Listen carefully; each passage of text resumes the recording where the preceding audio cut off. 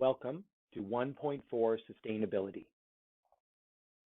So what we can see here is that all systems can be viewed through the lens of sustainability. And the image I'm going to show you has a repeating cycle that occurs if things are being used sustainably.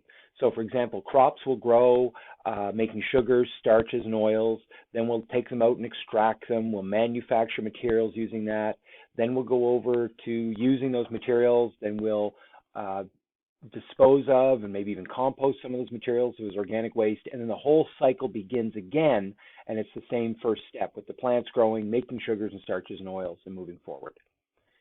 Now, in terms of sustainable development that meets the needs of the present without compromising the ability of future generations to meet their own needs. So the idea is that sustainability allows us to continue using materials and the systems we live in infinitely.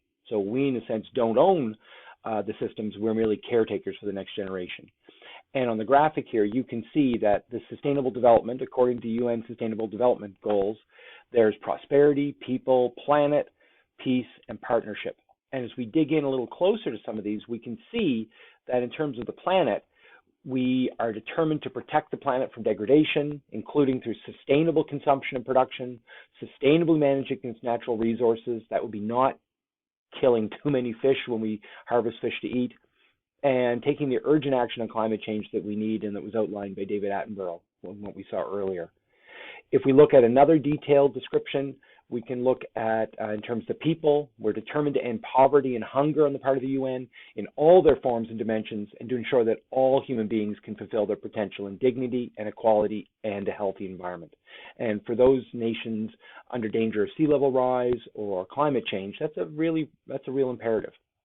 Now, as we step forward, we can see that with this idea of sustainable development meeting the needs of the present without compromising the ability of future generations to meet their need, we can see there's economics, politics, ecology, and culture.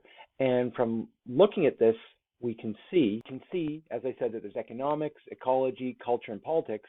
And on the circles of sustainability, we can actually see different aspects in terms of where things are going well, such as vibrant in terms of culture, or just merely satisfactory here in politics on this criteria. However, you can see on the quadrant with ecology, there are some severe problems. And one example would be the emission and waste area where things are critical, or on materials and energy, you can see in the top in terms of water and air.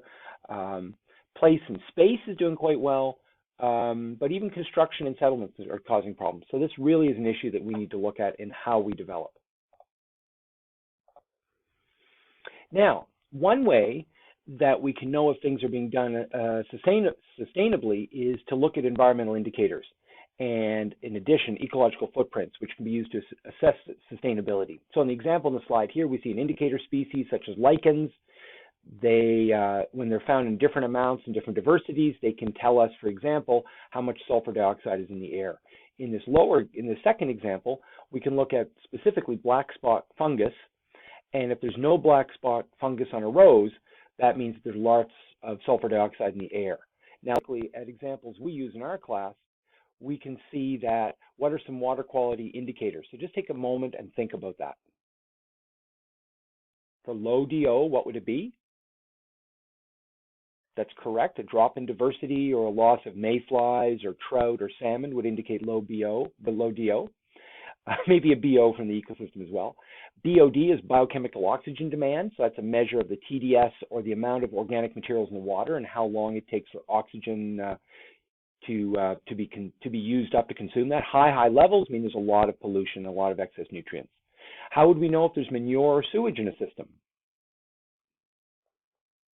That's right. Fecal coliform is an indicator because it feeds on the feces. In addition, we might find a drop in DO and also a rise in biochemical oxygen demand. Finally, there'd be ammonia. How about there being more fertilizer in the water?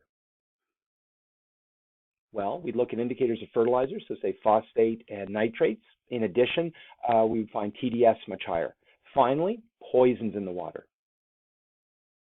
For that could be considered acids, so a drop in pH, which will affect fish gills, or maybe we'll see DDT flowing up the food chain.